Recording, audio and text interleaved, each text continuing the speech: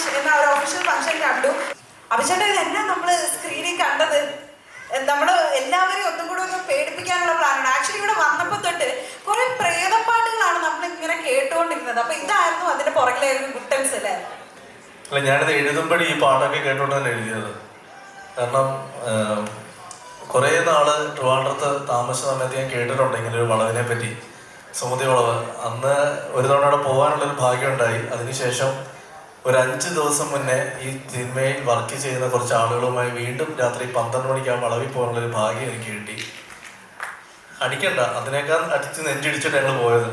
പക്ഷേ ഈ ഒരു സിനിമ സംസാരിക്കുന്ന വിഷയം നമ്മൾ കേട്ടിട്ടുള്ള അല്ലെങ്കിൽ നമ്മൾ യൂട്യൂബിലൊക്കെ കാണുന്ന തിരുവനന്തപുരത്തുള്ള സുമതി വളവിനെ പറ്റിയല്ല ഞങ്ങൾ ഈ സിനിമ സംസാരിക്കുന്ന ഒരു വിഷയം. ആ ഒരു നമ്മൾ കേട്ട് പറഞ്ഞേക്കുന്ന ആ ഒരു പേടിയെ മാത്രം എടുത്തിട്ട് ഞങ്ങൾ അതിനെ ഒരു ഫിക്ഷണൽ സ്റ്റോറിയിലേക്ക് മാറ്റിയിട്ടാണ് ഞങ്ങൾ ഈ സിനിമ ചെയ്യുന്നത്. കുറച്ച് മുന്നേ ഞാൻ പറഞ്ഞ പോലെ തന്നെ വലിയ തയ്യാറെടുപ്പുകൾ വേണമെന്ന് പറയാനുള്ളൊരു പ്രധാനപ്പെട്ട കാരണം ഇന്നിവിടെ ഏറ്റവും കൂടുതൽ പാടിക്കേട്ട പാട്ടുകൾ ഒരു പാട്ടായിരുന്നു വിനയൻ സാറിൻ്റെ തന്നെ പുതുമഴയായി ആകാശങ്ങളിലെ പാട്ട്. അതേപോലെ ഏറ്റവും കൂടുതൽ തവണ മാറി മാറി മാറി ഇവിടെ ഇട്ടൊരു പാട്ടാണ് മണിച്ചിത്രത്താഴിലെ ഒരു മുറൈ വന്ന് പാർത്തായും പഴന്തമിഴ് പാട്ടാണ്. അതിൻ്റെ ഒരു കാരണം ഞങ്ങൾ പറയുന്നത്, ഈ സിനിമ ഞങ്ങൾ പറയുന്ന ഒരു കാലഘട്ടം 93 കാലഘട്ടമാണ്. 93 വലിയ പ്രത്യേകതയുണ്ട്. 93 ഒരുപാട് മലയാള സിനിമയ്ക്ക് ഹിറ്റുകൾ കിട്ടിയിട്ടുള്ളൊരു വർഷമാണ്. അതിലൊരു വലിയ ഹിറ്റാണ് മണിച്ചിത്രത്താഴ്. അപ്പോൾ ആ സിനിമ റിലീസായ വർഷം സംഭവിക്കുന്ന കഥയായിട്ടാണ് ഞങ്ങൾ അതിനെ സെറ്റ് ചെയ്തിരിക്കുന്ന ഒരു ഭാഗം. 93 മറ്റൊരു പ്രത്യേകതയുണ്ട്. വിഷ്ണു ശശിശേഖരൻ്റെ അച്ഛൻ്റെ ആദ്യ സിനിമ സംഭവിച്ച വർഷം കൂടെയാണ്. അതിന് നാഷണൽ അവാർഡ് കിട്ടിയ വർഷമാണ്.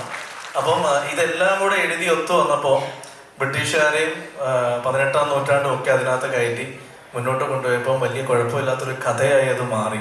അങ്ങനെയാണ് മാളികപ്പുറത്തിന് ശേഷമുള്ള അടുത്ത സിനിമ സുമതിയോളമാക്കുന്നത്. പിന്നെ സാധാരണ ഞാൻ എപ്പോഴും രാത്രിയാണ് കൂടുതൽ എഴുതാറുള്ളത്. പക്ഷേ ഈ സിനിമ ഞാൻ പകലിരുന്ന് എഴുതിയത്. കാരണം അത് എഴുതി വരുമ്പോൾ എനിക്ക് പേടിച്ചാൽ മാത്രമേ തിയേറ്ററിൽ ഇരിക്കുന്ന പ്രേക്ഷകർ പേടിക്കൂ, അല്ലെങ്കിൽ ഞാൻ കഥ പറയുമ്പോൾ വിഷ്ണു പേടിക്കും എന്നുള്ളതുകൊണ്ട് ഉറപ്പുള്ളതുകൊണ്ട് തന്നെ ഞാൻ രാത്രി എന്ന് എഴുതാൻ പോയില്ല. കാരണം എനിക്ക് നല്ല പേടി എനിക്ക് വരും. അതിനുപകരം പകൽ എഴുതിയിട്ട് ഇതിൻ്റെ റീവർക്ക് മുഴുവൻ ഞാനും വിഷ്ണുവും ചേർന്ന് രാത്രിയിലാണ് ചെയ്തത്. അപ്പോൾ വിഷ്ണുവും ഞാനും ഞങ്ങൾ എഴുതിയ സാധനം നാളെ തിയേറ്ററിൽ എത്തിക്കുമ്പോൾ ഇപ്പം വേണേൽ സ്റ്റേജ് ചെയ്യുന്നത് ഞങ്ങൾക്ക് എന്ത് വേണം പറയാം, പക്ഷെ നാളെ അതിൻ്റെ ഔട്ട് കണ്ടതിന് ശേഷം മാത്രമേ ഇതിനെപ്പറ്റി കൂടുതൽ സംസാരിക്കാൻ പറ്റൂ. ഇപ്പോൾ ഈ കണ്ടത് ഞങ്ങളുടെ മനസ്സിലുള്ളൊരു സ്വപ്നമാണ്. ആ സ്വപ്നത്തിലേക്ക് എത്തുകയാണ്. പിന്നെ എൻ്റെ ഏറ്റവും വലിയ സന്തോഷം, ഞാനിപ്പോൾ ചെയ്ത അവസാനത്തെ ലാസ്റ്റ് പടം അത് റിലീസാവാൻ തയ്യാറെടുക്കുകയാണ്. അർജുനാണ് അതിലെ ഹീറോ. അതിൻ്റെ ഡയറക്ടറോട് എത്തിയിട്ടുണ്ട്. വിഷ്ണു, നമ്മുടെ വിനയൻ സാറിൻ്റെ മകൻ വിഷ്ണു എവിടെയോ ഉണ്ടായിരുന്നു. അപ്പം അതിലെ നായകനും അർജുനാണ്. അവൻ തന്നെ ഇതിലേക്ക് വന്നപ്പോൾ വർക്ക് ചെയ്യാൻ കുറച്ച് എളുപ്പമായി. കഥ പറഞ്ഞ് ലൊക്കേഷൻ തന്നെ ഞാൻ കാര്യങ്ങൾ ഓക്കെ ആക്കി. അങ്ങനെ എന്ത് അഭിലാഷേട്ടന്റെ സ്ക്രിപ്റ്റ് ആവുമ്പോ കഥ എന്തായാലും അടിപൊളിയായിരിക്കും, നമുക്ക് അങ്ങ് അനുമാനിക്കാമല്ലോ അഭിലാഷേട്ടാ? അതെ അതെ അതെ, നീ ചുമ്മാ ഇരിക്കും. അപ്പം പിന്നെ ഞാൻ പറഞ്ഞല്ലേ, ഇത് ഞങ്ങളുടെ 3 പേരുടെ സിനിമയല്ല, ഇതിൽ വർക്ക് ചെയ്യുന്ന ഒരുപാട് പേര് ഇവിടെ വന്നിട്ടുണ്ട്. അവരെയൊക്കെ പുറകെ നമുക്ക് വിളിക്കാം. നമസ്കാരം. അപ്പം രോമാഞ്ചത്തിലൂടെ നമ്മളുടെ ഒപ്പം അനാമികയായിട്ട് വന്നിട്ട്, അനാമികയുടെ കൂടെ മാത്രമല്ല ഇപ്പൊ ഒരു 3ാമത്തെ കക്ഷിയാണ് കൂടെ. അത് അടുത്ത പടത്തിൽ മനസ്സിലാവും.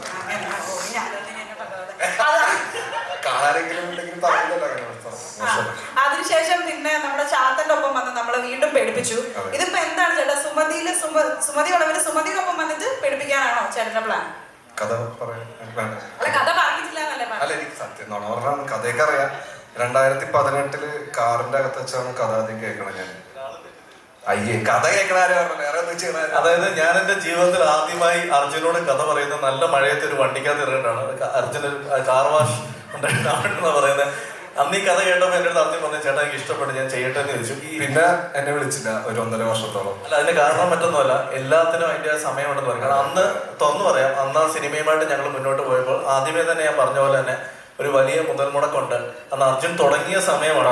ഞങ്ങളെ വിശ്വസിച്ച് പ്രൊഡ്യൂസേഴ്സ് വരുന്നില്ലായിരുന്നു. പക്ഷെ ഇന്ന് അർജുനെ ആയാലും ഞങ്ങളെ ആയാലും വിശ്വസിച്ച് പ്രൊഡ്യൂസേഴ്സ് വന്നപ്പോൾ അതിലൊരു ഏകദേശം ഒരു 6 വർഷത്തിന്റെ ഗ്യാപ്പ് വന്നു. പക്ഷെ 6 വർഷവും ആ കഥ ചെയ്യാം എന്ന് ഡെയിലി നമ്മൾ മെസ്സേജ് അയക്കുമ്പോൾ സംസാരിച്ചുകൊണ്ട ഒരാളാണ് അർജുൻ. പിന്നെ ലാസ്റ്റ് പടത്തിലൂടെ കെട്ടിപ്പിടിച്ച് സെറ്റാക്കി. സംസാരിക്കണം എനിക്ക് അറിയില്ല. എല്ലാവരും അറിയുന്ന ആൾക്കാരൊക്കെ തന്നെയാണ്. IMA ഒരുപാട് തവണ വന്നിട്ടുണ്ട്. പക്ഷെ ഇപ്പൊ IMA ഒരു അത്ഭുതമായിട്ട് തോന്നുന്നത് ആദ്യമായിട്ടാണ്. ഭയങ്കര സന്തോഷമുണ്ട്. ഇതുപോലൊരു കഥ എന്നോട് പറഞ്ഞപ്പോൾ തന്നെ ഭയങ്കര ഹാപ്പി ആയിരുന്നു. പിന്നെ മാളികപ്പുറം കണ്ടിട്ടുണ്ട്, അഭിലാഷിലൂടെ എല്ലാ പടങ്ങളും ഞാൻ കണ്ടിട്ടുണ്ടെന്ന് പറഞ്ഞിട്ടുണ്ട്, ഓർമ്മയുണ്ടാവും. കടാവർ ഉൾപ്പെടെ ഞാൻ കണ്ടിട്ടുണ്ട്. അപ്പോൾ ഭയങ്കര സന്തോഷമുണ്ട്. നല്ലൊരു ക്രൂവും കാസ്റ്റും ഒക്കെ ഉണ്ട്. പിന്നെ അർജുൻ ബ്രോയുടെ കൂടെ വേറൊരു പടവും നമ്മൾ ഒരുമിച്ച് ചെയ്യുന്നുണ്ടല്ലോ, റൊമാൻസ് അനൗൺസ് ഒക്കെ ചെയ്തതാണ്. അപ്പോൾ ഭയങ്കര സന്തോഷമുണ്ട് ഇവിടെ വന്നതിലും. എല്ലാവർക്കും thank you so much. And ചേട്ടാ, special thanks to you. Thank you so much. നല്ലൊരു പടമായിരിക്കുന്നു വിശ്വസിക്കുന്നു. വളരെ രസകരമായ സംഭവമുണ്ട്. ഞങ്ങൾ രാത്രി പോയി, ഞങ്ങളൊക്കെ ഹോട്ടലിൽ പോയി. നിരഞ്ജൻ തിരുവനന്തപുരത്ത് തന്നെ വീടാണ്, വീട്ടിലും പോയി. രാവിലെ 5 മണിക്ക് എന്നെ വിളിക്കുകയാണ്, ചേട്ടാ ചെറിയ പ്രശ്നം ഉണ്ടായിരുന്നു. അപ്പം ഞങ്ങളൊക്കെ ഇങ്ങനെ പേടിച്ചിരിക്കുമ്പം ഇവൻ സേഫ് ആണല്ലോ, വീട്ടിലാണല്ലോ വീണത്. ചേട്ടാ വീട്ടിൽ ചെന്ന് കയറി കട്ടിൽ കിടന്നപ്പോൾ തന്നെ കോളിംഗ് ബെൽ അടിച്ചു എന്ന് പറഞ്ഞു. പോയി തുറക്കുമ്പോൾ ആരും ഇല്ലയെന്ന് പറഞ്ഞു. 4 തവണ കോളിംഗ് ബെൽ അടിച്ചു, വീണ്ടും വീണ്ടും തുറന്നു. പിന്നെ കോളിംഗ് ബെല്ല് കംപ്ലൈന്റ് ആയിരുന്നു എന്ന് രാവിലെ വിളിച്ചു പറഞ്ഞു. ചേട്ടാ ഇതൊക്കെ ഒരു നിമിത്തമാണോ, സുമതി ഉണ്ടോ എന്നൊക്കെ ചോദിച്ചു. സത്യത്തിൽ ഞങ്ങൾ അന്ന് പോയ വീഡിയോ ഷൂട്ട് ചെയ്തിട്ടുണ്ട്. അത് ഈ സിനിമ റിലീസായതിനു ശേഷം ഞങ്ങൾ പുറത്തു വിടാം. കാരണം ഇപ്പം അത് വിട്ടാൽ ഞങ്ങൾ ക്രിയേറ്റ് ചെയ്തുകൊണ്ടിരിക്കും. പക്ഷെ സിനിമ ഇറങ്ങിയ ശേഷം അത് ഞങ്ങൾ കാണിച്ചു തരാം അതിലെന്തായിരുന്നു ശരിക്കും ഞങ്ങൾ സ്കെയറി ആയെന്നുള്ളത്. അടുത്തത് ഈ പറയുന്ന പോലെ മാളികപ്പുറത്തിന് ശേഷം ഞങ്ങൾ ചെയ്യുന്ന സിനിമ എന്ന് പറയുമ്പോൾ തീർച്ചയായിട്ടും മാളികപ്പുറത്തിലെ ഒരാളെ ഞങ്ങൾക്ക് വിടാൻ പറ്റില്ല. ആളിവിടെ എത്തിയിട്ടുണ്ട്, ദേവനന്ദ ഈ സിനിമയിൽ ഒരു നല്ല വേഷം ചെയ്യുന്നുണ്ട്. ദേവനന്ദ വാ. ഞങ്ങൾ കഴിഞ്ഞ കുറച്ച് ദിവസമായിട്ട് ദേവനന്ദ ഏറി പറന്ന് നടക്കുകയായിരുന്നു. ഇപ്പോഴാണ് ഞങ്ങൾക്ക് തിരിച്ചു കിട്ടിയത്. അവർക്ക് ഇന്ന് ഇവിടെ എന്താ പറയുന്നത് എനിക്ക് അറിയേണ്ടത്. എല്ലാരും ഇടയ്ക്കെന്നെ ഓർക്കുന്നത് നല്ലതല്ലേ. ഇവിടെ വന്ന് നിൽക്കാൻ കഴിയുന്നത് ഒത്തിരി സന്തോഷമുണ്ട്. മാളികപ്പുറം ടീമിൻ്റെ തന്നെ പുതിയ സിനിമയാണ്. അഭിലാഷ് ചേട്ടൻ്റെയും വിഷ്ണു ചേട്ടൻ്റെയും രഞ്ജിത് ചേട്ടൻ്റെയും കൂടെ പുതിയ സിനിമയാണ്. അത് കുറേ പുതിയൊരു ക്രൂവിൻ്റെ കൂടെയാണ് ഈ സിനിമ ചെയ്യുന്നത്. അതിൽ ഒത്തിരി എക്സൈറ്റഡ് ആണ് ഞാൻ. അതും നമ്മളെ സപ്പോർട്ട് ചെയ്ത മുരളി അങ്കിളിന് ഒത്തിരി നന്ദിയുണ്ട്. അതും ഇവിടെ വന്ന എല്ലാവർക്കും നന്ദി പറയുന്നു. കാരണം ഒത്തിരി സന്തോഷമുണ്ട് നിങ്ങളെല്ലാവരെയും ഇന്ന് കാണാൻ. ഇന്ന് കുറച്ച് പേർക്ക് എത്താൻ പറ്റിയില്ല, പക്ഷേ അവർക്ക് നെക്സ്റ്റ് ടൈം എത്താൻ പറ്റുമെന്ന് പ്രതീക്ഷിക്കുന്നു. എന്തായാലും എനിക്ക് ഒത്തിരി സന്തോഷമുണ്ട്. എല്ലാവർക്കും നന്ദി പറഞ്ഞുകൊണ്ട് ഞാൻ നിർത്തുന്നു. നന്ദി, നമസ്കാരം. ഈ സുമതി വളവിൻ്റെ ഒരു ത്രെഡ് അഭിലാഷിൻ്റെ അടുത്ത് പറഞ്ഞിട്ടുള്ളതാണെന്ന് എനിക്കറിയാം. വളരെ ഇൻട്രസ്റ്റിംഗ് ആയ ഒരു ഹൊറർ സ്റ്റോറിയാണ്. പിന്നെ ഒരൊത്തിരി മാറ്റമൊക്കെ വരുത്തിയിട്ടുണ്ടെന്ന് ഇപ്പോൾ തോന്നുന്നു എനിക്ക്. തീർച്ചയായിട്ടും ഈ ഹൊറർ സിനിമകൾക്കൊരു മിനിമം ഗ്യാരണ്ടി വന്നിട്ടുള്ളത് സത്യമാണ്. അതുകൊണ്ട് തന്നെ ആയിരിക്കും ശ്രീ മുരളി ഈ ഹൊറർ സിനിമ ചെയ്യാനായിട്ട് വേണ്ടിയിട്ട് വന്നതെന്ന് എനിക്ക് തോന്നുന്നു. ഹൊററിന് എന്നും ഒരു പ്രേക്ഷകർക്ക് ഇൻട്രസ്റ്റ് ആയിട്ടുള്ള ഒരു എൻ്റർടൈൻമെൻറ്റ് വാല്യൂ ഉണ്ട്. ഇപ്പം ഞാൻ ഇപ്പോൾ ആകാശവാണി ആയിക്കോട്ടെ, വലിയ വെള്ളി നക്ഷത്രം ആയിക്കോട്ടെ, ഈ മഹാമേരു കാലം എന്നൊക്കെ പറയുന്നതൊക്കെ എൻ്റെ മഹാവിലക്ക് കാലത്ത് ഒരു നോൺ ആർട്ടിസ്റ്റും നോൺ ടെക്നീഷ്യനും ഇല്ലാതെ ഞാൻ ചെയ്ത യക്ഷി ഞാനും പോലും പ്രൊഡ്യൂസർക്ക് കാശ് കിട്ടിയ പടമാണ്. അതുകൊണ്ട് ഈ ചിത്രം തീർച്ചയായിട്ടും ശ്രീ മുരളിക്ക് വലിയ ഒരു വിജയമായി തീരട്ടെ. അതുപോലെ തന്നെ എൻ്റെ പ്രിയങ്കരനായ സുഹൃത്ത് ശശിശേഖരൻ്റെ മകൻ വിഷ്ണു, അതുപോലെ തന്നെ രഞ്ജിൻ രാജ്, പിന്നെ അഭിലാഷാണെന്ന് തോന്നുന്നു ഈ ചിത്രത്തിൻ്റെ നെടുന്തൂർ. അഭിലാഷിൻ്റെ ഒരു മാർക്കറ്റിംഗ് സ്ട്രാറ്റജിയും ഒത്തിരി ഗുണം ചെയ്യും പ്രൊഡ്യൂസർക്ക് എന്നുള്ളത് സത്യമാണ്. അഭിലാഷിനെ പോലെയുള്ള അങ്ങനെപോലെയുള്ള ടെക്നീഷ്യന്മാരാണ് തീർച്ചയായിട്ടും ഇന്നത്തെ കാലത്ത് ഇങ്ങനെ മാർക്കറ്റിങ്ങും അതിനുള്ള ഒരു സ്ട്രാറ്റജിക്കുള്ള ഒരു ആ തോട്ടിന് ആ ബുദ്ധിശക്തി ഉപയോഗിക്കുന്നവരായിരിക്കും മലയാള സിനിമയിൽ നിൽക്കുക, അല്ലാതെ വെറും സിനിമാക്കാർ മാത്രമല്ല. അഭിലാഷിൻ്റെ കൂടെ അത്ഭുത ദ്വീപ് എന്ന് പറയുന്ന എൻ്റെ ഒരു ചിത്രത്തിൻ്റെ 2ാം പാർട്ട് ഞങ്ങൾ പ്ലാൻ ചെയ്യുന്നുണ്ട്. അഭിലാഷാണ് എൻ്റെ കൂടെ എഴുതുന്നത്. അപ്പോൾ ഒരു വലിയ ചിത്രമാണ്.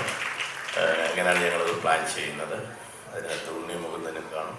അപ്പോൾ അത് അഭിലാഷാണ് എൻ്റെ കൂടെ എഴുതുന്നത്. അതുകൊണ്ട് തന്നെ അഭിലാഷിൻ്റെ ഒരു വിളിക്ക് വരാതിരിക്കാൻ പറ്റില്ല. പിന്നെ രഞ്ജൻ, അതുപോലെ തന്നെ വിഷ്ണു, എൻ്റെ സുഹൃത്തിൻ്റെ മകൻ. എനിവേ എല്ലാവിധ ആശംസകളും പ്രത്യേകിച്ച് ശ്രീ മുരളിക്കും ഈ ഗ്രൂപ്പിന് നേരുന്നു. നന്ദി, നമസ്കാരം. ഈ ഒരു ടീം, അത് അഭിലാഷും Vishnu along with that music director Ranjin, എനിക്ക് വളരെയധികം വേണ്ടപ്പെട്ട വ്യക്തികളാണ്. അഭിലാഷും ഞാനും കൂടെ ഒരു സിനിമ ഓൾമോസ്റ്റ് പ്ലാൻ ചെയ്ത് നടക്കും, അപ്പം തന്നെ പറയുന്നുണ്ട്. അത് ഇപ്പോഴും നടന്നുകൊണ്ടിരിക്കുകയാണ്. പക്ഷെ അഭിലാഷ് ഇന്ന് എനിക്ക് really you gave me a surprise because നേരത്തെ വിനയം പറഞ്ഞ പോലെ ഒരു മിനിമം ഗ്യാരണ്ടി ഉള്ളൊരു സബ്ജക്റ്റാണ് എപ്പോഴും ഒരു ഹൊറർ സബ്ജക്റ്റ് എന്ന് പറയുന്നത്. അതിന്ന് മലയാള സിനിമയിൽ നിന്ന് ദൂരെ നിൽക്കുകയാണ്. പക്ഷേ ഇതുമായിട്ടുള്ള ഈ തുടക്കത്തിന് I wish you all the best. Why because that is അതിനൊരു സ്പേസ് അവിടെ ഉണ്ട് എന്നുള്ളത് നമുക്ക് കൃത്യമായിട്ട് കാണാൻ സാധിക്കുന്നുണ്ട്. സോ ഈ ടീമിന് എല്ലാവിധ ആശംസകളും നേരുന്നു. ഞാനിന്നിവിടെ വന്നിരിക്കുന്നത് നിൻ്റെ ഒരൊറ്റ ഒരു വിളി കൊണ്ട് മാത്രമാണ്. 6 മണിക്കൂർ വണ്ടി ഓടിച്ചാണ് എത്തിയിരിക്കുന്നത്. So anyway I will be going back tomorrow. But then അത് ആ മനസ്സുകൊണ്ടുള്ള അതാ നിങ്ങൾ 3 പേരെയും വിഷ്ണുവിനെയും because of my association with your father that you don't know, but then I know. And Ranjin, anyway, we are doing something together very soon. And I wish you all the best. എല്ലാവരുടെയും പ്രാർത്ഥന ഉണ്ടാവണം ഈ സിനിമയ്ക്ക് കൂടെ. കാരണം ഒരു cinema എന്ന് പറയുന്നത് ഒരു കൂട്ടായ്മയാണ്, അതിൽ ഓഡിയൻസും ഉണ്ട്. So support the film and let be a great success. God bless you all. ജയ്. എല്ലാവർക്കും നമസ്കാരം. ഈ സിനിമയുടെ കാര്യം അഭിലാഷും മോനോക്കയുടെ വീട്ടിൽ നിന്ന് സംസാരിക്കുമ്പോൾ വളരെ ആകാംക്ഷയോടുകൂടി ഇവർ സംസാരം കാണുമ്പോൾ എനിക്ക് തോന്നിയിട്ടുണ്ട് ഇതൊരു നല്ല സംഭവമാണല്ലോ. കേട്ടിട്ടില്ല ഞാനൊന്നും. അപ്പോൾ ഇതിൻ്റെ പേര് ഇതാണെന്ന് എനിക്കറിയില്ലായിരുന്നു. ഇങ്ങനെയുള്ളൊരു ഹൊറർ സിനിമയാണെന്നും അല്ലെങ്കിൽ ഇങ്ങനെയുള്ളൊരു സിനിമയാണെന്നും എനിക്കറിയില്ലായിരുന്നു. പിന്നീട് പതുക്കെ ഇതിൽ ആരൊക്കെയാണ് അഭിനയിക്കുന്നത് എന്നൊക്കെ പറയുമ്പോൾ എനിക്ക് തന്നെ തോന്നി. എനിക്ക് വളരെ ഈ അടുത്തിറങ്ങിയ സിനിമയിൽ പ്രേമലുവിൽ എനിക്ക് ഏറ്റവും ഇഷ്ടപ്പെട്ട ആർട്ടിസ്റ്റാണ് അതുപോലെ തന്നെ സീരിയലിൽ അഭിനയിച്ച അദ്ദേഹം കുട്ടീനെയൊക്കെ എല്ലാവരും ഗംഭീര ആർട്ടിസ്റ്റുകൾ അണിനിരക്കുന്ന ഒരു സിനിമയാണ്. ഇതിൻ്റെ അഭിലാഷ് പിള്ള എന്ന് പറയുന്ന എഴുത്തുകാരൻ, വിഷ്ണു, രഞ്ജനൊക്കെ ഞാൻ വിളിച്ചിട്ടുണ്ട് ഒരിക്കൽ. സുരേഷ് ചന്ദ്ര പടത്തിൽ പാട്ട് ചേട്ടതിന് ശേഷം ഞാൻ വിളിച്ചു പറഞ്ഞു ഗംഭീരമായിട്ടുണ്ട് പാട്ട് എനിക്ക് ഭയങ്കര ഇഷ്ടമാണ്. ഇപ്പോൾ ഇവിടുത്തെ നമ്മുടെ കേരളത്തിൽ തന്നെ പല കോളേജുകളിലും അഡ്മിഷൻ കിട്ടാൻ ഭയങ്കര പാടാണ്. കാരണം ഭയങ്കര മാർക്കുണ്ടെങ്കിൽ മാത്രമേ അവിടെ കിട്ടുള്ളൂ. അപ്പോൾ അതുകൊണ്ട് തന്നെയാണ് അവിടെ ഒരുപാട് ഫീസും വാങ്ങും. അതുപോലെ തന്നെയാണ് അതെന്തുകൊണ്ടാണെന്ന് വെച്ചാൽ അത്രയും നല്ല എഡ്യൂക്കേറ്റഡ് പിള്ളേരെ മാത്രമേ അവിടെ അഡ്മിഷൻ കൊടുക്കാറുള്ളൂ. അതുകൊണ്ടാണ് ആ കോളേജിന് അത്ര നല്ലൊരു പേര്. അതൊരു ഉദാഹരണമാണ് ഇതിലെ ടൈറ്റിൽ വായിച്ചാൽ തന്നെ വിഷ്ണു ശശിശങ്കർ, മുരളി കുന്നുമ്പറും, അഭിലാഷ് പിള്ളെ, അങ്ങനെ എല്ലാവരും അത്രയും വളരെ ക്വാളിറ്റിയുള്ള ആൾക്കാർ ഒരു മെഗാ ഹിറ്റ് സിനിമയായിട്ട് മാറും എന്ന് എനിക്ക് നല്ല എൻ്റെ മോനോടുണ്ടെങ്കിൽ അച്ഛനുണ്ട്. അപ്പോൾ അങ്ങനെ ഒരു സിനിമയായി മാറട്ടെ എന്ന് സർവേശ്വരൻ പ്രാർത്ഥിക്കുന്നു. Thank you. Thank you sir, thank you so much. Ashokan sir, ഒരു സംശയം നമുക്ക് ചോദിക്കാനുണ്ട്. എന്താ സംശയം? സാർ ഇപ്പോൾ ഒരുപാട് കോമഡി ഫിലിംസിലായാലും ഹൊറർ ഫിലിംസിലായാലും ഒക്കെ അഭിനയിച്ചു. എനിക്ക് തോന്നുന്നു ആ ഒരു ഫണ്ണി രീതിയിൽ ഇത്രയും ഭംഗിയായിട്ട് പേടി അഭിനയിച്ച് നമ്മളെ ചിരിപ്പിച്ചിട്ടുള്ള ഒരു ആർട്ടിസ്റ്റാണ് സാർ. അപ്പം മകൻ എന്തായാലും ഈ ചിത്രത്തിന്റെ ഒരു ഭാഗമാണ് ആൻഡ് സാറിന് വളരെ പ്രിയപ്പെട്ട ഒരു ക്രൂ കൂടിയാണ്. അപ്പൊ എന്തെങ്കിലും കൈൻഡ് ഓഫ് ടിപ്സോ അഡ്വൈസോ ഒക്കെ കൊടുത്തിരുന്നു അവർക്ക്? അവന് ആര്, മോനോ? അർജുൻ ചേട്ടനായാലും അല്ലെങ്കിൽ നമ്മുടെ ക്രൂവിനായിട്ടും? എന്താ വെച്ചാല് എൻ്റെ മോനെ കുറിച്ച് പറയുമ്പോൾ ഞാനിങ്ങനെ പറഞ്ഞു തോന്നണ്ട. കാരണം അവൻ ഡെഡിക്കേറ്റഡ് ആണ് ഏത് വേഷം ചെയ്താലും. കാരണം അവനൊരു സിനിമ ചെയ്യുന്നതിന് മുമ്പ് അവൻ ആ ക്യാരക്ടർ ആവാൻ വേണ്ടിയിട്ട് ഒരുപാട് കഷ്ടപ്പെടാറുണ്ട്. ഞാൻ കണ്ടിട്ടുണ്ട്. ഞാൻ എൻ്റെ ഭാര്യയ്ക്കും എൻ്റെ മോക്കും മരുമോക്കും ഒക്കെ എല്ലാവർക്കും അറിയാം, അവൻ്റെ കൂട്ടുകാർക്കൊക്കെ അറിയാം. ഇപ്പം മെലിയാണ് ഏതൊരു പടത്തിന് വേണ്ടി ഭയങ്കരമായിട്ട് ശരീരം മെലിച്ചാൽ ഭക്ഷണം കഴിക്കാതെ ചെയ്തുകൊണ്ടിരിക്കും. അത് മാത്രമല്ല കുറേ സിനിമകൾ കാണും അവൻ ചെയ്യാൻ പോകുന്ന സിനിമകളുടെ കുറേ സിമിലാരിറ്റി ഉള്ള അങ്ങനെ കുറേ നന്നായിട്ട് പണിയെടുക്കാൻ അറിയാം. അതുകൊണ്ട് തന്നെ എനിക്ക് അവൻ്റെ വിശ്വാസമുണ്ട്. പിന്നെ എൻ്റെ ടിപ്സൊന്നും അങ്ങോട്ട് കേൾക്കില്ല, കാരണം അവൻ്റെ കയ്യിലുണ്ട് കുറേ സംഭവങ്ങൾ. നമസ്കാരം. ഒരു പ്രൊഡ്യൂസറെ സംബന്ധിച്ചിടത്തോളം നമുക്ക് ഫുഡ് ഇഷ്ടമുള്ള നല്ലൊരു ബിരിയാണി കാണുമ്പോൾ എന്താണ് ഇത് നമുക്ക് കിട്ടാത്തതെന്ന് തോന്നുന്ന പോലെ തന്നെയാണ്. അപ്പോൾ നമ്മളിവിടെ വരുമ്പോൾ ഇത്രയും നല്ലൊരു ടൈറ്റിൽ ലോഞ്ച് കാണുമ്പോൾ നല്ലൊരു ഫീലുള്ള സിനിമ, wonderful crew, wonderful set of actors, അപ്പോൾ എല്ലാം കൂടെ ഒരു കോമ്പിനേഷനാണ്. അത് കോമ്പിനേഷൻ കാണുമ്പോൾ നമുക്ക് കൊതി വരും. എനിക്ക് നല്ല സിനിമകളുടെ അങ്ങനെ പ്ലാൻ കാണുമ്പോൾ ഇത് എന്തോ നമുക്ക് ചെയ്യാൻ പറ്റിയില്ല എന്നങ്ങനെ. അപ്പോൾ അഭിലാഷും ഞാനും വർഷങ്ങളായിട്ടുള്ള ബന്ധമാണ്. എനിക്ക് തോന്നുന്നു ഏറ്റവും കൂടുതൽ കഥകൾ പറഞ്ഞിട്ട് നടക്കാതെ പോയിട്ടുള്ള ഒരു പ്രൊഡ്യൂസർ ഞാനായിരിക്കും അല്ലേ. എല്ലാ ദിവസവും കഥ പറയും, എല്ലാ ദിവസവും വിളിക്കും. അപ്പോൾ അങ്ങനെയൊക്കെയാണ്. ബട്ട് ഹാവിങ് സെഡ് ദാറ്റ്, നമ്മുടെ മലയാള സിനിമ ഇപ്പോൾ 90s ആണ് എപ്പോഴും മലയാള സിനിമയുടെ ഒരു ഗോൾഡൻ ഇറ എന്ന് പറയുന്നുണ്ടെങ്കിൽ ഞാൻ വിശ്വസിക്കുന്നു അത് ഇപ്പോഴാണെന്ന്. കാരണം ഏറ്റവും വലിയ ഹിറ്റുകൾ അല്ലെങ്കിൽ ഏറ്റവും വലിയ ഹിറ്റുകൾ പിറന്നത് മലയാള സിനിമയ്ക്ക് 2024 1000 കോടി വരെ എത്തി നിൽക്കുന്നു നമ്മുടെ ബോക്സ് ഓഫീസ്. മലയാള സിനിമയ്ക്ക് എക്കണോമിക് ടൈംസ് പോലും മലയാള സിനിമയ്ക്ക് ഇന്ത്യയിലെ ഏറ്റവും കൂടുതൽ ഓഡിയൻസ് ഉള്ള ഒരു, അല്ലെങ്കിൽ ഡിഫറെൻ്റ് ആയിട്ടുള്ള, അല്ലെങ്കിൽ നീഷായിട്ടുള്ള, ക്രിയേറ്റീവ് ആയിട്ടുള്ള ഒരു ഓഡിയൻസ് ഉള്ള ഒരു ഇൻഡസ്ട്രി ആയിട്ട് കഴിഞ്ഞ ആഴ്ച ആർട്ടിക്കിൾ വരെ എഴുതി. So such A wonderful time for Malayalam cinema. അത് മാത്രമല്ല, കുറേ നാൾ നമ്മൾ പ്രീ റിലീസ് റൈറ്റ്സിനെ കുറിച്ച്, ഞാൻ ഉൾപ്പെടുന്ന, അല്ലെങ്കിൽ ഞാൻ സാറ്റലൈറ്റിൽ ഉണ്ടായിരുന്ന സമയത്ത് ഒരുപാട് സിനിമകൾ സാറ്റലൈറ്റിലൂടെ ക്രിയേറ്റ് ചെയ്തിരുന്നു. അത് കഴിഞ്ഞ് OTT ഉണ്ടായപ്പം പ്രീ റിലീസിൽ നിന്നും മാറി ബോക്സ് ഓഫീസിലേക്ക് എത്തി നിൽക്കുന്ന ഒരു സമയം. അതായത് content marketing and distribution is become the key. Pre release sales അല്ലെങ്കിൽ OTTയും സാറ്റലൈറ്റിനെയും ഡിപ്പെൻഡ് ചെയ്ത് ചെയ്യുന്ന, തട്ടിക്കൂട്ടെന്ന് ഞാൻ പറയില്ല, അതിനെ ഡിപ്പെൻഡ് ചെയ്ത് ചെയ്യുന്ന സിനിമകൾ മാറി ബോക്സ് ഓഫീസിനെ ഡിപ്പെൻഡ് ചെയ്യുന്ന സിനിമകൾ വരണം. നല്ല കണ്ടന്റ് ഉള്ള സിനിമകൾ വരണം. അത് മാർക്കറ്റ് ചെയ്യപ്പെടണം, അത് ഡിസ്ട്രിബ്യൂട്ട് ചെയ്യപ്പെടണം. അപ്പം ഇത് കാണുമ്പോൾ ഇപ്പം നേരത്തെ അർജുൻ ഇവിടെ പറഞ്ഞതുപോലെ ഇങ്ങനെ ഒരു ടൈറ്റിൽ ലോഞ്ച് അല്ല, ഇനി ഇങ്ങനെ ഒരുപാട് ടൈറ്റിൽ ലോഞ്ചസ് ഉണ്ടാവും. ഇനി അത് നല്ല രീതിയിൽ ക്രിയേറ്റ് ചെയ്യപ്പെടും, നല്ല കണ്ടന്റ് ഉണ്ടാവും. ബിക്കോസ് ഇനി അങ്ങോട്ട് മലയാള സിനിമയ്ക്ക് അല്ലെങ്കിൽ ഏതൊരു ഇൻഡസ്ട്രിക്കും ബോക്സ് ഓഫീസിനെ ഡിപ്പെൻഡ് ചെയ്ത് മാത്രമേ നിൽക്കാനാവൂ. അതുകൊണ്ട് എല്ലാവരും അത് കണ്ടന്റ് ശ്രദ്ധിക്കും. അതിൻ്റെ ഒരു ഉദാഹരണമാണ് ഇത്രയും ബ്യൂട്ടിഫുൾ ആയിട്ടുള്ള നല്ല രീതിയിൽ ക്രിയേറ്റ് ചെയ്യപ്പെട്ട ഒരു title launch. I wish all the very best. പിന്നെ നേരത്തെ വിനയൻ സാർ ഇവിടെ പറഞ്ഞ പോലെ ഈ ഹൊറർ സിനിമകൾക്ക് എന്നും ഒരു മിനിമം ഗ്യാരണ്ടി ഉണ്ട്. കാരണം അത് തിയേറ്റർ എക്സ്പീരിയൻസ് ഡിമാൻഡ് ചെയ്യുന്ന ഒരു ജോണറാണ്. അതിൻ്റെ കൂടെ ഹൊററാണ് നമ്മൾ കണ്ടതാണ്. ഇപ്പം രോമാഞ്ചമാണെങ്കിലും അല്ലെങ്കിൽ വേറൊരു ജോണറിൽ വന്ന ബ്രഹ്മയുഗമാണെങ്കിലും ഈ വർഷം തന്നെ നമ്മൾ കണ്ടതാണ്. ഒരുപാട് സൂപ്പർ ഹിറ്റുകൾ ഉണ്ടായിട്ടുള്ള, പിന്നെ മിനിമം ഗ്യാരണ്ടി എക്സ്പെക്ട് ചെയ്യുന്ന, പിന്നെ അഭിലാഷിനെ നമുക്ക് ട്രസ്റ്റ് ചെയ്യാം. അതുപോലെ തന്നെ വിഷ്ണുവിനെയും രാജിനെയും I wish all the very best. മുരളീചേട്ടൻ also. God bless. Thank you. Thank you sir. Sir, a small question to U.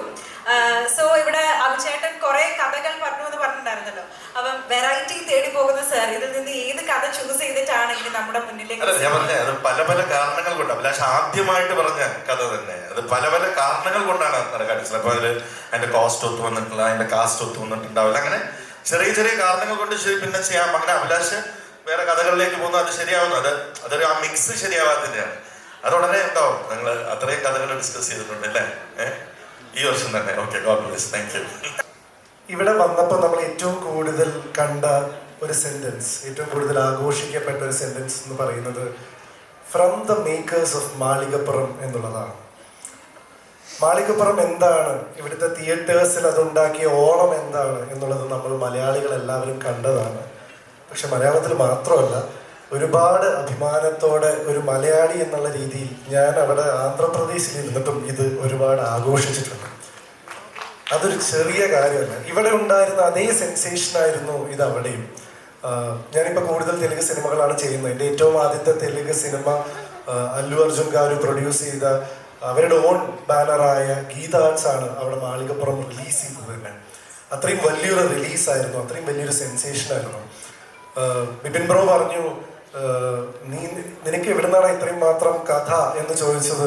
വളരെ അതിനുള്ളൊരു അതിശയോക്തി ഇല്ലാന്ന് എനിക്ക് തോന്നുന്നു. കാരണം എന്താണെന്ന് വെച്ച് കഴിഞ്ഞാൽ ഇദ്ദേഹം കഥകൾ പറഞ്ഞുകൊണ്ടേയിരിക്കുകയാണ്. ഒരു തീവ്രമായ ഇന്റൻസിറ്റിയോട് കൂടിയാണ് അദ്ദേഹം സിനിമയെ ഇപ്പം കാണുന്നത്. മാളികപ്പുറത്തിന് മുമ്പുള്ള അഭിലാഷിനെ എനിക്കറിയാം. ഇപ്പം അദ്ദേഹത്തിൻ്റെ ഹങ്കർ കൂടിയിട്ടേ ഉള്ളൂ എന്നുള്ളതിൽ എനിക്ക് ഒരുപാട് അഭിമാനമുണ്ട്. മാത്രമല്ല ചിരഞ്ജീവി സാറിനെയും നാഗാർജുന സാറിനെയൊക്കെ വെച്ച് പടം ചെയ്യുന്ന കല്യാൺ കൃഷ്ണ പോലും എന്നെ വിളിച്ചിട്ട് അഭിലാഷിൻ്റെ കൂടെ ഒരു അപ്പോയിൻമെൻറ്റ് കിട്ടുമോ, ഞാൻ കേരളത്തോട്ട് വന്നോട്ടെ എന്ന് ചോദിക്കുന്ന ഒരു അവസ്ഥയിലേക്ക് ആവുമ്പോൾ ഞാനും അവിടെ നിന്ന് ഭയങ്കര അഭിമാനത്തോടു കൂടി അഭിലാഷ് ഭയങ്കര ബിസിയാണ്, എന്താ ചെയ്യുക, ഓരോ പരിപാടികളാണ് എന്ന് പറയുന്ന ആ ഒരു സ്റ്റേജിലേക്ക് അഭിലാഷ് എത്തി എന്നുള്ളതിൽ ഒരുപാട് സന്തോഷം. എനിക്ക് തോന്നുന്നു സുമതി വളവ് എന്നുള്ളൊരു സിനിമ മലയാളത്തിൽ മാത്രമല്ല, ഇത് എല്ലാ ഭാഷയിലും നല്ല പോസിബിലിറ്റി തോന്നുന്നുണ്ട്. എനിക്കിതിൻ്റെ സ്ക്രിപ്റ്റ് കംപ്ലീറ്റ് ആയിട്ട് കേൾക്കാനുള്ളൊരു ഭാഗ്യമുണ്ടായി. തുറന്നു പറയട്ടെ, ഒരു തട്ടുപൊളിപ്പൻ പടമാണ് ഈ സാധനം. ഇത് ഞാൻ വെയിറ്റ് ചെയ്യാണ്. അത് എൻ്റെ പ്രിയപ്പെട്ടവരുടെ സിനിമ ആയതുകൊണ്ട് മാത്രമല്ല, ഒരു സിനിമ ലവർ എന്നുള്ള രീതിയിൽ ഞാൻ ഇത് ഓൺ സ്ക്രീനിൽ ട്രാൻസ്ഫോം ചെയ്യുന്നത് കാണാൻ വെയിറ്റ് ചെയ്യാണ്.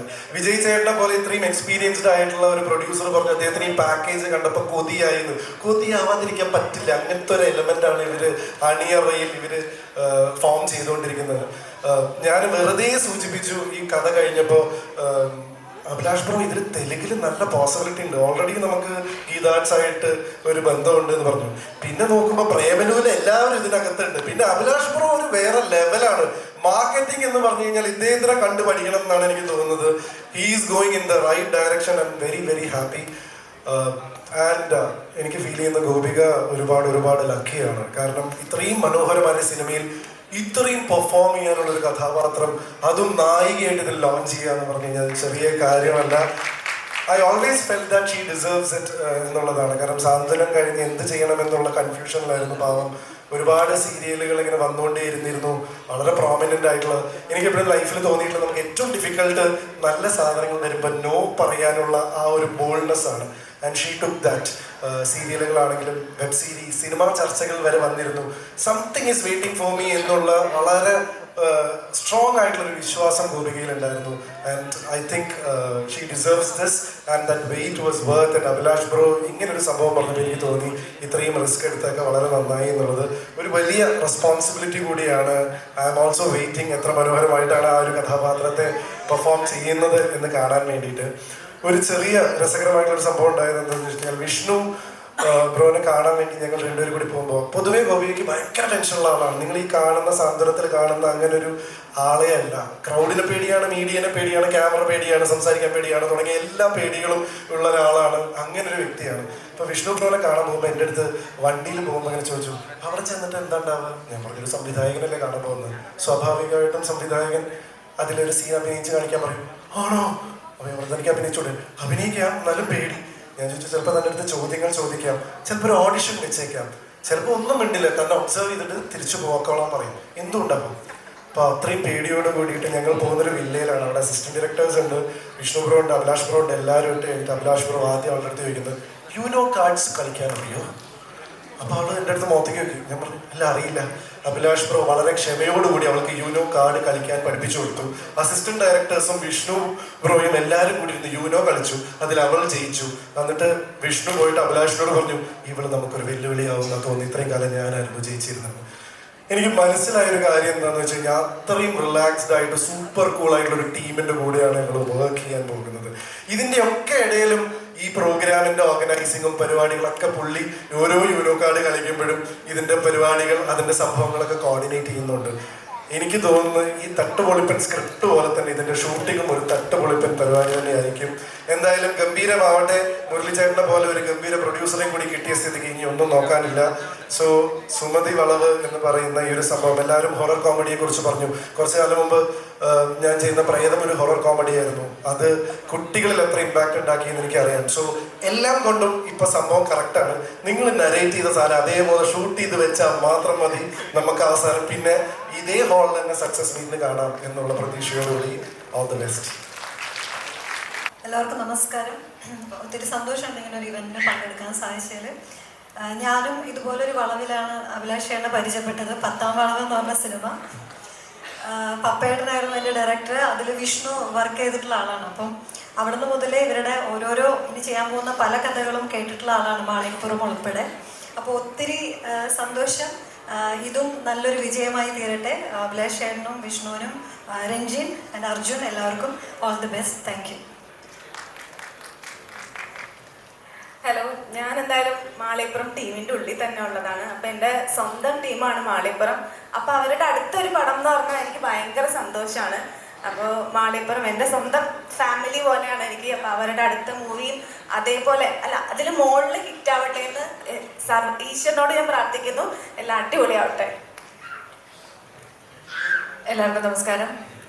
നേരത്തെ എല്ലാവരും പറഞ്ഞ പോലെ തന്നെ അഭി എന്നെ വിളിച്ചു. ഒരു പ്രാവശ്യം ഒന്നല്ല കേട്ടോ, ഒരു 4-5 പ്രാവശ്യം വിളിച്ചപ്പോൾ ഞാനും വിചാരിച്ചു ഇനി ഞാനെങ്ങാനും സിനിമയിലുണ്ടോ, ബിരിയാണി കൊടുക്കുന്നുണ്ടോ എന്ന് പറഞ്ഞ പോലെ ഞാനൊന്ന് വിചാരിച്ചു. ഇല്ലെന്ന് മനസ്സിലായി. പിന്നെ ഈ പറഞ്ഞ പോലെ ഇവർ നേരത്തെ ചെയ്ത് ഇവർ 3 പേരും കൂടെ ഒരുമിച്ച് സിനിമ. ഒരു second all the best. All the best. അപ്പോൾ ഇവരുടെ നേരത്തെ സിനിമ മാളികപ്പുറം ഞാനൊരു 100 പ്രാവശ്യം കണ്ടിട്ടുണ്ട്. ഇപ്പോഴും എൻ്റെ ഫോണിൽ ചുരുങ്ങിയത് ആഴ്ചയിൽ 1 പ്രാവശ്യം കണ്ടുകൊണ്ടിരിക്കണം. അതിൻ്റെ മെയിൻ റീസൺ തീക്കുന്ന ആളാണ്. തിയേറ്ററിൽ 4 പ്രാവശ്യം കണ്ടു, തമിഴിൽ 2 പ്രാവശ്യം, മലയാളത്തിൽ 2 പ്രാവശ്യം.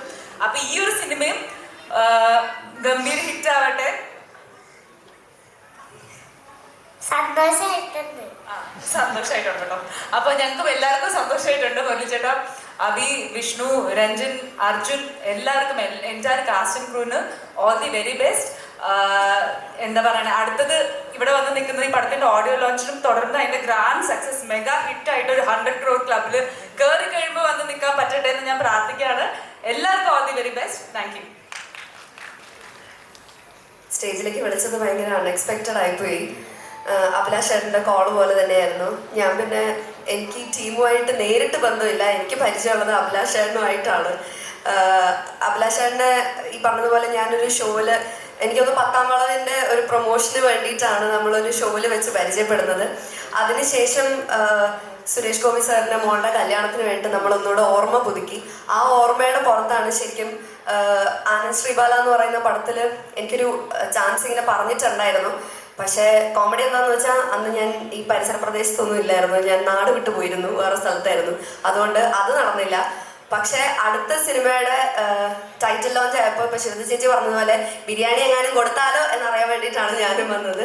കിട്ടുമോ കിട്ടില്ല എന്നറിയില്ല, അതെന്തായാലും പിന്നെ നോക്കാം. പക്ഷെ എന്തായാലും സിനിമയ്ക്ക് എൻ്റെ ഓൾ ദ വെരി ബെസ്റ്റ്. പിന്നെ ഈ പറഞ്ഞതുപോലെ സുമതി വളവ് എന്ന് പറയുന്നത് ഭയങ്കര എന്താ പറയുക ഫേമസ് ആയിട്ടുള്ള ഒരു ഞാൻ അതിനെപ്പറ്റി ഒരുപാട് കഥകളൊക്കെ കേട്ടിട്ടുണ്ട്. അപ്പം തീർച്ചയായിട്ടും ആ കഥകളൊക്കെ പോലെ തന്നെ വലിയൊരു ഹിറ്റായി മാറട്ടെ സിനിമയും. എല്ലാവരും പറഞ്ഞതുപോലെ തന്നെ 100 ദിവസം പോട്ടെ, അതിൻ്റെ സെലിബ്രേഷനായിട്ട് ഇവിടെ വന്ന് നിൽക്കാൻ സാധിക്കട്ടെ എന്ന് ആത്മാർത്ഥമായി പ്രാർത്ഥിക്കുന്നു, ആഗ്രഹിക്കുന്നു. Thank you. All the best. എല്ലാവർക്കും നമസ്കാരം. നമ്മുടെ മാളികപ്പുറം ടീം, ഞാനാണ് 2-3 തവണ കണ്ടൊരു പടമായിരുന്നു മാളികപ്പുറം. പിന്നെ അഭിലാഷിനെ പറ്റി എനിക്ക് പറയാനുള്ളത്, അഭിലാഷ് എൻ്റെ അടുത്താണ് താമസിക്കുന്നത്. ഞാൻ കുരിക്കാനാണെങ്കിൽ അഭിലാഷ് ചോറ്റാനിക്കര ആ ഭാഗത്ത് അഭിലാഷ് താമസിക്കുന്നത്. എന്തായാലും ഈ പടം വമ്പൻ ഹിറ്റായി മാറട്ടെ. നമ്മുടെ വിനയൻ സാർ പറഞ്ഞ പോലെ സാറൊക്കെ ഒരുപാട് കാര്യങ്ങൾ സംസാരിച്ചു. ഈ പടത്തിന് എന്താ പറയണേ, ഈ സുമതി വളവ് വമ്പൻ ഹിറ്റായിട്ട് മാറട്ടെ എന്ന് ഞാൻ ആശംസിക്കുന്നു, പ്രാർത്ഥിക്കുന്നു. പിന്നെ എനിക്കൊരു കാര്യം പറയാനുള്ളത്, നമുക്ക് സാധാരണ പടങ്ങളിൽ ലേഡീസ് കഥാപാത്രങ്ങൾ കുറവാണ്. അതുകൊണ്ട് ലേഡീസ് കഥാപാത്രങ്ങൾ പ്രത്യേകം എല്ലാവർക്കും ഉണ്ടാവട്ടെ. ഒരിക്കൽ കൂടെ എല്ലാവിധ ആശംസകളും നേരുന്നു.